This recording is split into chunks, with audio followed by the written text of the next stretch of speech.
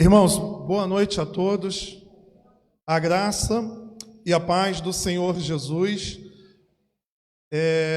Nós vamos dar continuidade à exposição da carta de Paulo à comunidade de Éfeso, né? Na semana passada, o licenciado Wilson trouxe a exposição do capítulo 2, do verso 1 ao verso 10.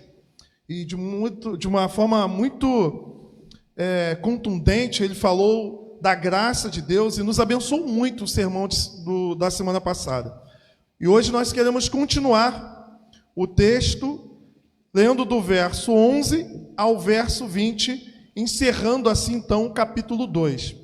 Eu quero então convidar os irmãos a abrirem em Efésios, capítulo 2, do verso 1, ou melhor, do verso 11 ao verso 20. Para aqueles que estão nos acompanhando hoje, entrando na página aí do Facebook, nos assistindo, nós temos toda a exposição na nossa página e também no YouTube nós fazemos a edição, colocamos as mensagens.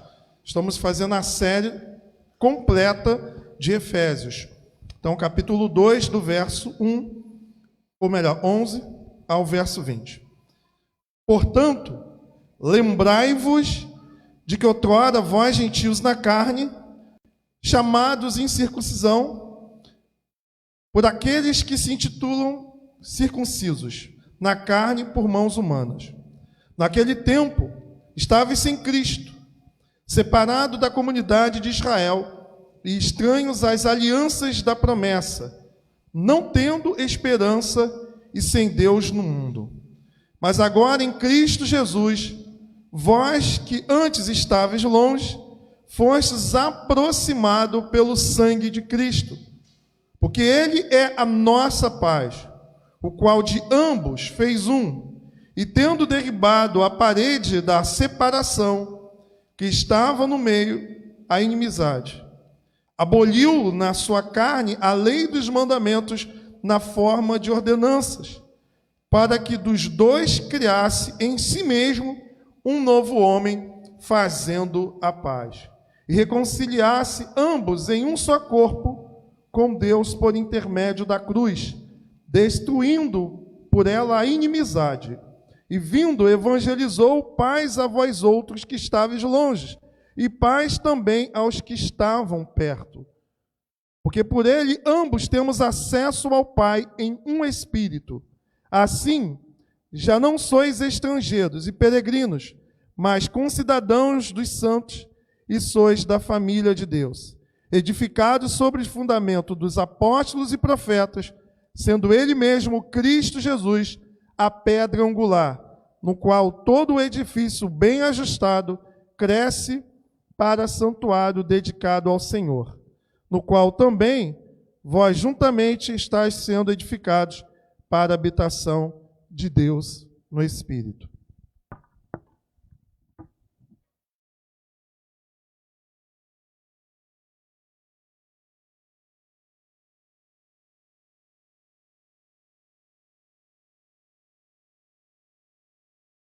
Se você abandonar Israel, Deus nunca o perdoará. É a vontade de Deus que Israel, o lar bíblico do povo israelita, perdure para todo sempre. Sua jornada é a nossa jornada. E os Estados Unidos ficarão ao seu lado agora e para sempre. Palavras do ex-presidente Bill Clinton, em 27 de outubro de 1994, em um discurso em Jerusalém. Esse é um conceito muito presente na maioria das igrejas evangélicas, uma visão, muitas das vezes, de que Israel é o povo de Deus, que Jerusalém é a terra santa, e alguns até pensam que as pessoas, os israelitas, serão salvos simplesmente porque são descendentes de Abraão. E muitas das vezes as igrejas, de modo assim muito equivocado, colocam vários elementos que não têm a ver com o cristianismo, mas com o judaísmo. Às vezes, ao lado de uma bandeira do Brasil, se coloca a bandeira de Israel e se coloca também alguns elementos que são estranhos no culto cristão. Por exemplo, a Arca da Aliança, a menorá, algumas igrejas até tocam o chofar, né, que é aquele chifre de carneiro, acreditando que ao tocar aquilo tem algum efeito espiritual, enfim. Então é um conceito equivocado. Algumas pessoas vão para Jerusalém e se batizam de novo, né? A pessoa vai em Jerusalém, até o presidente da República, que é católico, foi lá em Jerusalém e se batizou, né, novamente, como se aquilo ali, só porque Jesus foi batizado no Rio Jordão, se aquilo tivesse algum efeito espiritual. A Bíblia diz, no capítulo 4, que há um só batismo. Então, quem é batizado, não tem o porquê de se rebatizar. Então, tem muito cristão que vai para Jerusalém, a não ser se o indivíduo ele se batiza para tirar uma foto, uma coisa assim desse tipo, né, sem validade nenhuma, só para dizer, né, que esteve em Jerusalém, no Rio Jordão. Mas algumas pessoas têm uma idolatria por Israel, como se colocar elementos da tradição de Israel na igreja fosse fazer com que o culto, né, fique mais espiritual. Por outro lado, alguns também, ao longo da história, manifestaram ódio, né, perseguição ao povo de Israel. Mas vamos analisar aqui, à luz da Bíblia, qual é o lugar, né, de Israel na história da redenção. O texto que nós acabamos de ler, ele vai nos apresentar aqui algumas verdades que eu quero convidar a vocês a prestarem atenção. O texto começa dizendo: portanto, lembrai-vos de que outrora vós gentios na carne, ou seja, nós não pertencíamos ao povo de Israel, nós não pertencíamos à comunidade judaica. Isso é interessante porque para nós hoje parece assim um tanto distante imaginar, tentar entender o quanto que para Israel era complicado aceitar quem não era judeu como parte do povo de Deus. É fato que Israel ele teve um privilégio, porque Deus, quando se revelou, escolheu Abraão, e a partir de Abraão, Deus formou o seu povo, que é o povo de Israel. Abraão fez uma aliança com Abraão, com Isaac, com Jacó. Jacó teve 12 filhos, e assim então se formou, né, as 12 tribos, a nação de Israel, e Deus deu ali, por meio de Moisés, a lei, deu ali as festas judaicas, os mandamentos, ou seja, Israel tem o privilégio, ou teve o privilégio de ter a revelação do único Deus e a religião. Por exemplo, os povos da antiguidade eram povos pagãos, acreditavam em vários deuses, e Deus se revelou como sendo o único Deus ao povo hebreu, ao povo de Israel. O grande problema, meus irmãos, é que ao invés disso levar o povo à consciência da graça de Deus e a anunciar a outros povos, né, a existência desse único Deus que deseja salvar, e é importante a gente entender, sim, que a salvação vem dos judeus. Jesus disse isso para a mulher samaritana, e Paulo, em Romanos, ele vai dizer dos privilégios do povo de Israel em ter sido, assim, então, o receptáculo da revelação divina. O problema é que Israel ele ficou orgulhoso com relação a essa questão de Deus ter escolhido, de Deus ter, assim, então, se revelado a ele. Então, você pode notar algumas coisas que é importante a gente ter aqui em mente. Por exemplo, o Hernandes Dias Lopes ele vai comentar dizendo que o desprezo que os judeus sentiam pelos gentios, ou seja, pelos não-judeus, era tão grande que não era lícito a um judeu assistir a uma mulher gentia a dar à luz. O casamento de um judeu com uma gentia correspondia à morte dele, e imediatamente celebrava-se o ritual de enterro. Entrar numa casa gentia tornava um judeu impuro e o deixava inapto para participar do culto público. Para os judeus, os gentios eram apenas combustível para o fogo do inferno. No templo, por exemplo, de Salomão, havia um lugar limite para os gentios. Eles não podiam ultrapassar do espaço que a eles era, né, reservado. O sinal que Deus tinha para o seu povo, que era a circuncisão, que era o corte do prepúcio do órgão masculino, não era para ser um orgulho, mas era para ser um testemunho do Deus que faz uma aliança desejando salvar. E essa questão de Deus querer salvar não apenas judeus, mas outros povos, não é algo apenas do Novo Testamento. Por exemplo, Deus mandou Jonas pregar em Nínive, ou seja, havia uma vontade de Deus revelada de que a salvação deveria ser apresentada a outros.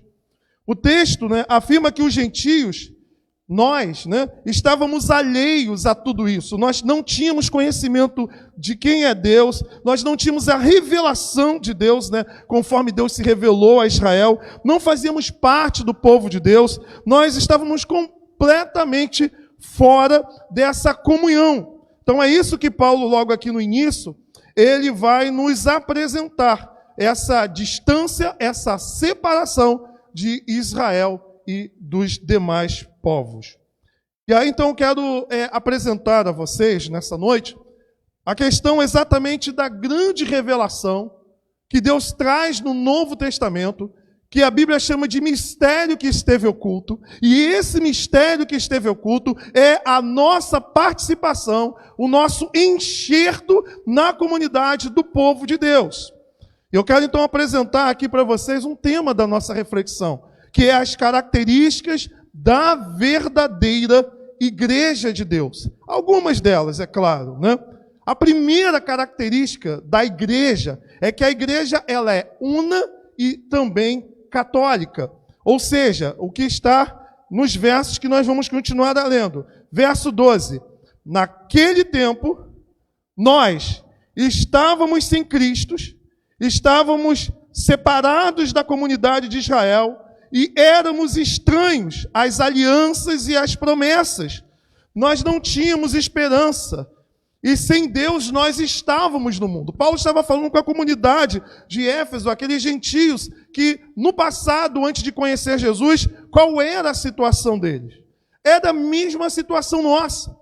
Antes de nós termos o encontro com Jesus, nós andávamos distantes das promessas de Deus, nós não tínhamos comunhão com Deus, e aquilo que o Senhor prometeu ao seu povo não fazia parte da nossa vida. E aí Paulo vai nos revelar que a igreja do Senhor, ela é una. E é importante nós entendermos que a igreja, como povo de Deus, não começa em Atos. Sempre Deus teve o seu povo ao longo da história. No hebraico, quando a Bíblia fala das assembleias, dos ajuntamentos, da congregação, você tem a expressão lá, carral, que quer dizer assembleia. A assembleia de Deus, o povo reunido. Mas no Novo Testamento, a partir de Pentecoste, o Espírito Santo ele vem e inaugura uma nova etapa, e a comunidade cristã que se reúne em torno da pessoa de Jesus, ela vai nos revelar, a Bíblia, de que nós que outrora estávamos afastados, agora nós estamos unidos, formando um só povo através de Cristo Jesus. Então, o povo de Deus, o povo, a assembleia, a carral em hebraico ou em grego, a eclésia, a assembleia, no Antigo Testamento foi representado pelo povo de Israel. Infelizmente, parte desse povo, ao invés de dar testemunho de Deus, se orgulhou, se tornou vaidoso, achando que só eles estavam salvos, que só eles eram os queridinhos de Deus, E aí nós vemos então, no Novo Testamento, a partir da obra de Cristo e a revelação que os santos profetas e os apóstolos legaram, aqui então nós encontramos que Paulo nos revela que nós fomos enxertados. Vamos ver aqui o verso 13. Mas agora em Cristo Jesus, vós, ou seja, nós aqui, que antes estáveis longe, fostes aproximados pelo quê? Pelo sangue de Cristo. Qual era a nossa situação antes? Estávamos separados de Cristo. Éramos excluídos da comunidade de Israel. Éramos estranhos aos pactos e às promessas. Não tínhamos esperança. O homem, não alcançado por Deus, vive uma vida sem esperança. Qual é a esperança de quem não tem Deus? Passar no concurso público, de casar, de ter filhos, e para por aí, meu irmão. Nascer, crescer, reproduzir, nem todos se reproduzem e morrem. Não é isso? Alguns nem crescem. Mas vamos falar aqui de ordem natural. Né? A pessoa nasce, cresce, reproduz e morre e acaba. Não tem mais nada. A expectativa do homem sem Deus, muitas das vezes, é se aposentar. Tem gente que acha que a Nova Jerusalém é aposentadoria. Tem gente que acha que tudo que Deus tem para dar tem a ver com casamento. A pessoa vai ficando desesperada porque vai batendo a certa idade, aí acha que quando casar entrou na Nova Jerusalém celestial. E aí descobre que não. Né? E aí, irmãos, ou passar num concurso público. As pessoas, elas colocam a expectativa, a esperança em coisas temporais, em coisas que são boas. Ter família, ter filhos é tudo uma bênção. Passar no concurso, bênção, estimulo jovens, estudem. Mas a nossa vida não pode se limitar a isso. A nossa esperança não está nisso. E aí, nós percebemos aqui nesse texto que Paulo descreve a situação, não apenas daqueles irmãos de Éfeso, quando não tinham sido alcançados pela graça, mas a situação de todo homem sem Deus. Matthews Henry, que é um grande comentarista bíblico, ele vai dizer o seguinte: separados da comunidade de Israel, eles não pertenciam à igreja de Cristo e não tinham comunhão com ela, visto que isso estava confinado à nação de Israel. E aí Paulo vai dizer que nós fomos aproximados pelo sangue de Cristo. E olha o que a Bíblia vai nos dizer acerca daqueles que estão em Cristo Jesus. Vós, porém, sois raça eleita, sacerdócio real, nação santa, povo de propriedade exclusiva de Deus, a fim de proclamardes as virtudes daqueles que vos chamou das trevas para a sua maravilhosa luz. Vós sim, que antes não erais povo, mas agora sois povo de Deus, que não tinhas alcançado misericórdia, mas agora alcançaste misericórdia. Disse o apóstolo Pedro, nós somos propriedade exclusiva de Deus, nós somos nação santa, nós pertencemos a um povo que tem um sacerdócio real, ou seja, nós fomos enxertados, aproximados, fazemos parte do povo de Deus, e todas essas verdades que aqui estão escritas fazem parte da nossa vida. Portanto, eu disse que o primeiro ponto, a igreja ela é una. Ela é una, porque não há mais barreiras. Não existe mais judeus e gentios. Mas, ao mesmo tempo, ela é católica, porque a palavra católica já ensinei aqui, quer dizer universal. Não se trata de católica apostólica romana, mas de que a igreja ela é constituída de pessoas de todos os povos, tribos, raças e nações. A igreja não é uma igreja só de adultos, ou só de homens, ou só de mulheres. É uma igreja de homens, mulheres, de crianças, de velhos. A igreja ela é constituída de pessoas do Brasil, dos Estados Unidos, da China e de todos os lugares espalhados na face da terra. Nesse sentido, a igreja ela é una, porque só há uma igreja. Só existe uma igreja. Todos nós fomos batizados pelo Espírito Santo e fomos enxertados no corpo de Cristo.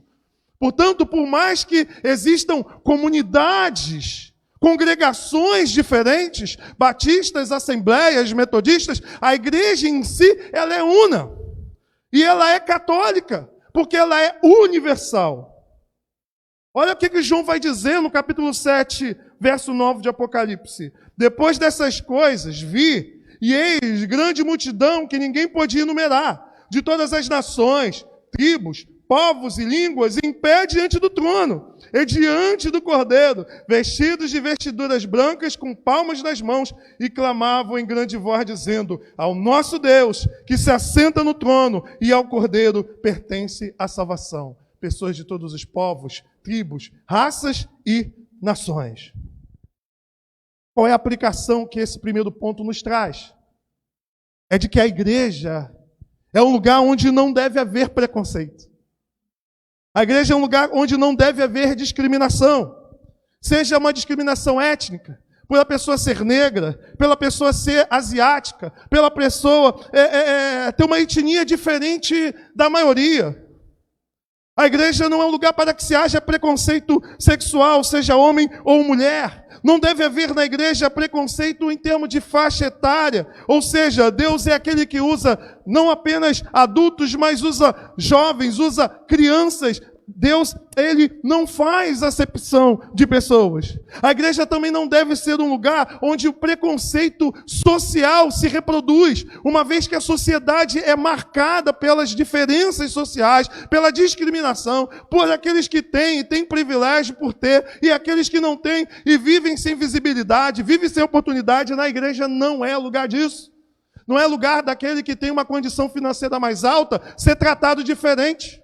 Não é lugar onde aquele que possui uma condição mais alta ter cargos por causa disso. A igreja é um lugar onde todos são nivelados como iguais. Ela é una e católica.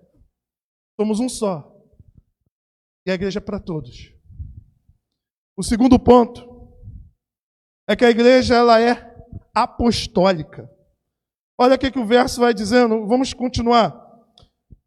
O 14, porque ele é a nossa paz, o qual de ambos fez um só, né? E tendo derribado a parede da separação que estava no meio, a inimizade, ou seja, aquilo que nos separava de judeus e gentios, em Cristo acabou.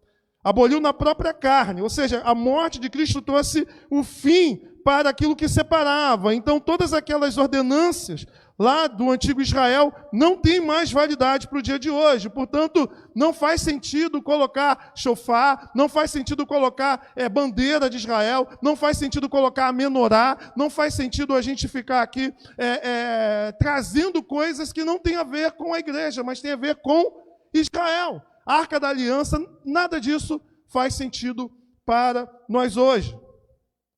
O povo de Deus hoje é todo aquele que confessa a Cristo como Senhor.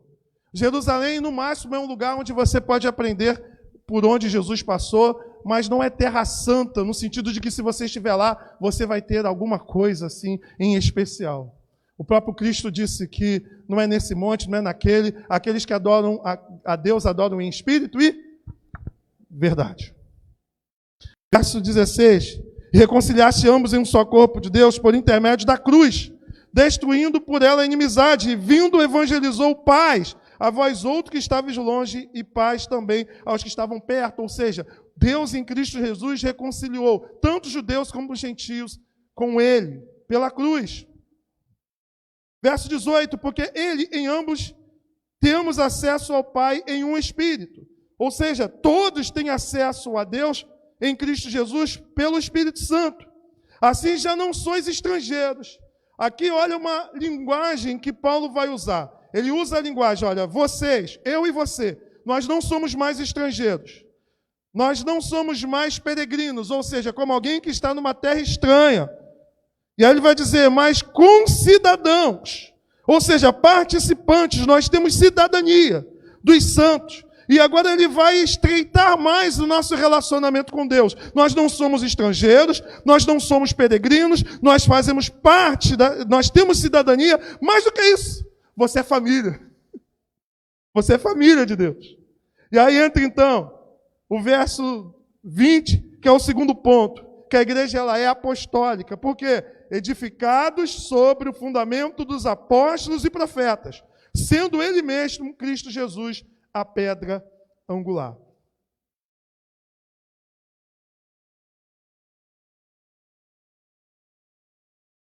Aqui há uma linguagem, uma metáfora utilizada, né? Onde Paulo sai da questão de cidadania, de família, e vai agora para a linguagem da engenharia, né?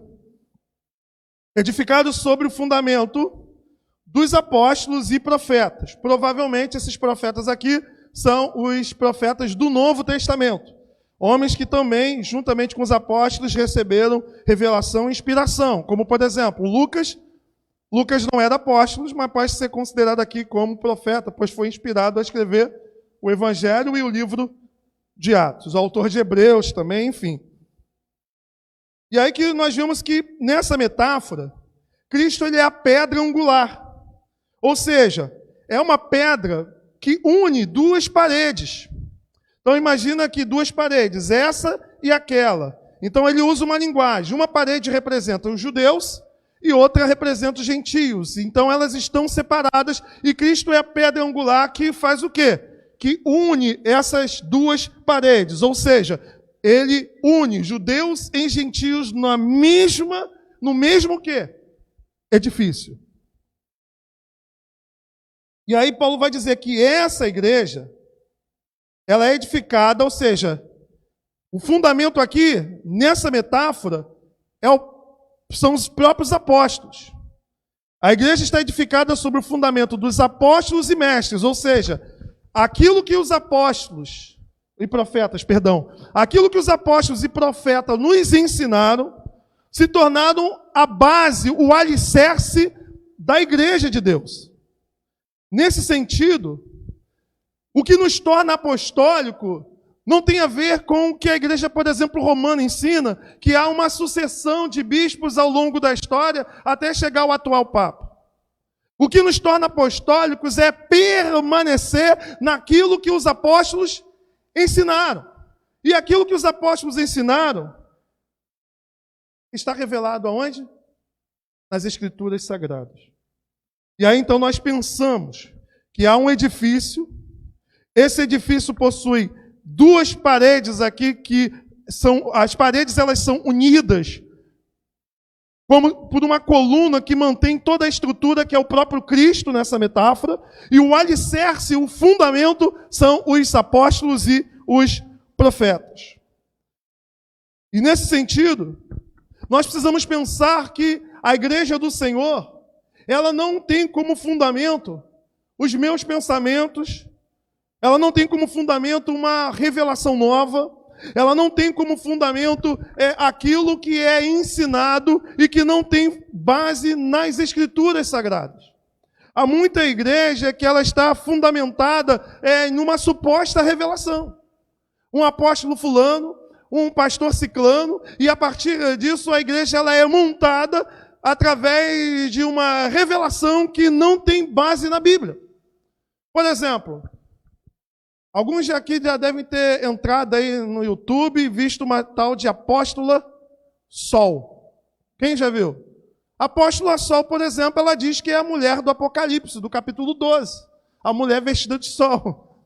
E ela ensina coisas assim que não tem base na Bíblia.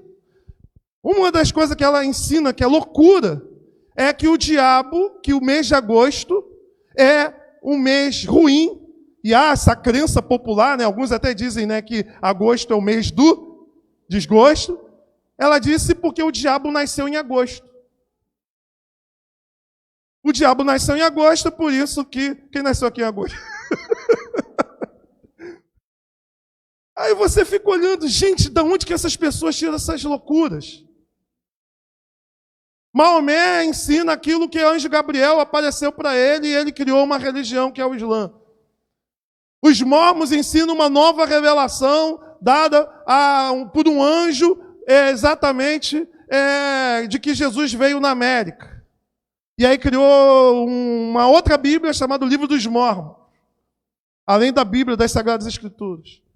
E quantas igrejas no nosso meio, evangélicas, que as pessoas estão entregando revelações e as pessoas estão exatamente tomando decisões importantes em suas vidas, baseadas em supostas revelações vindas de Deus. Mas Paulo vai dizer que o nosso fundamento é o ensinamento dos apóstolos e profetas. Que nós, como igreja, nós precisamos de batalhar, como Judas vai dizer na sua carta, pela fé que nos foi dada uma vez por todas. Portanto, meu irmão e minha irmã, a igreja ela é una, ela é católica e ela é apostólica. Terceiro e último ponto. A igreja ela também é santa. Veja lá o verso de número 21 e 22, no qual todo o edifício, bem ajustado, cresce para santuário dedicado ao Senhor, no qual também vós, juntamente, estáis sendo edificados para a habitação de Deus no Espírito. Algumas verdades aqui que o texto nos mostra. A palavra santuário aqui no grego, é uma palavra chamada naos, que quer dizer o lugar interior, o santo lugar. Há uma outra palavra para descrever templo, que é uma palavra mais generalizante. Mas aqui dá a ideia de que a comunidade, a igreja é um edifício que cresce para o quê? Ser o santuário, esse lugar da habitação de Deus, como era o Santíssimo Lugar no Antigo Testamento. E aqui nós vamos analisando que a igreja ela é santa, porque primeiramente ela não foi fundada por homens. Há muita gente com o discurso de que eu não preciso ir para a igreja porque eu sou igreja. E nós já vimos isso, que se a palavra igreja quer dizer eclésia, e eclésia quer dizer assembleia, não tem como ser igreja o quê? Sozinho. Assim como também não há salvação fora da igreja, ordinariamente falando. Ah, mas quem salva é Cristo. A igreja é o quê? Corpo de Cristo, onde por ela os sacramentos, a palavra, todos os meios de graça são ministrados. Quando eu falo ordinariamente, é que se Deus quiser salvar de outra maneira, Ele salva. Mas a Bíblia nos revela que essa é a forma ordinária de Deus salvar os homens. Nesse sentido, aqueles que acusam os erros da igreja, e por isso elas não querem fazer parte de uma, elas precisam se perguntar se elas estão sendo sinceras e honestas. Porque elas não deixam de ter família ou fazer parte de uma família, porque suas famílias também possuem o quê? Erros e defeitos. Elas muitas das vezes permanecem no trabalho onde elas estão, mesmo tendo gente o quê? Fofoqueira, intrigueira, tendo gente que faz coisas que não convém. Elas precisam ser honestas se elas são boas também o suficiente assim. Porque uma vez que quem fundou a igreja foi o próprio Cristo, será que Cristo não sabia que a sua igreja seria constituída de homens e mulheres imperfeitos? E que ao longo da história, muitas pessoas dariam mau testemunho dentro dessa comunidade? Não foi o próprio Cristo que disse que dentro da sua comunidade há o joio e o trigo? Não foi o próprio Cristo que separar, só vai haver uma separação de fato no último dia, quando os bodes serão separados das ovelhas? Cristo não sabia que a igreja teria falhas? Não a igreja em si, mas os filhos da igreja? Agora, quando você conta a história, por exemplo, da engenharia, você não usa como referência na história da engenharia os engenheiros que fizeram construções caírem. Mas você usa os grandes engenheiros que servem de exemplo do que é um bom engenheiro. Quando eu olho para a história da igreja, eu não devo me apegar às falhas, aos defeitos de homens e mulheres que erraram ao longo do tempo. Mas essa igreja, fundada por Jesus, é constituída de homens e mulheres santos e piedosos, que ao longo da história nos legaram coisas tremendas, nos abençoaram com a sua vida, com o seu trabalho, com o testemunho. Portanto, eu não conto a história da igreja a partir dos filhos que traíram a igreja, mas a partir daqueles que foram fiéis e nos servem de exemplo. São eles que nos fazem lembrar que é possível ser santo num mundo mergulhado em pecado. E nesse sentido, dizer que a igreja, como instituição, como eu tenho visto vários, não tem mais jeito, é dizer que Jesus errou. É dizer que a sua palavra falhou. É dizer que é melhor do que aqueles que estão lá dentro. É dizer que é melhor do que o próprio Cristo.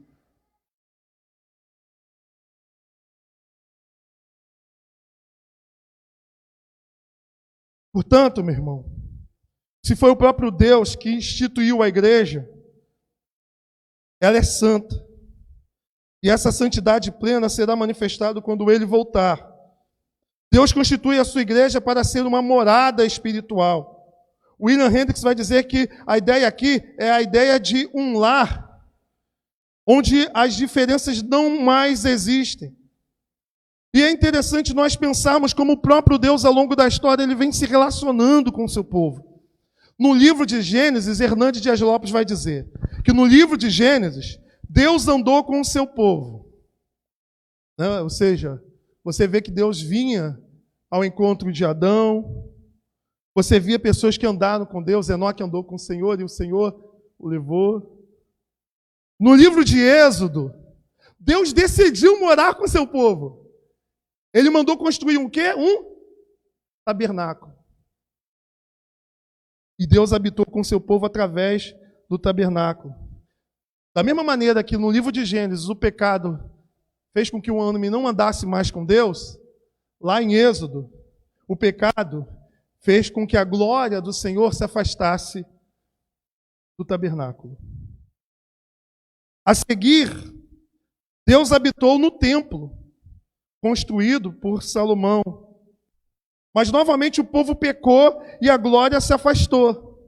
Deus então habitou no Novo Testamento, no corpo do seu Filho. A própria palavra lá em João 1, verso 14, e o verbo se fez, e ele o quê?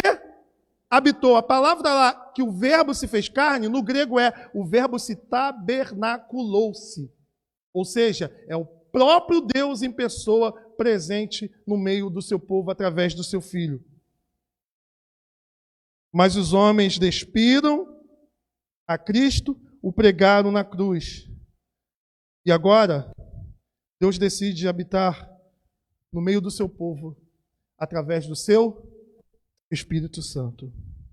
Portanto, a igreja é o lugar onde o Espírito Santo habita. O texto diz que a igreja ela é edificada como um santuário, o lugar da habitação de Deus, em que ela vai crescendo e vai se tornando cada vez mais plena essa habitação e a comunidade dos redimidos. E aqui nós precisamos pensar um pouquinho também acerca do crescimento, tanto na esfera qualitativa quanto na esfera quantitativa.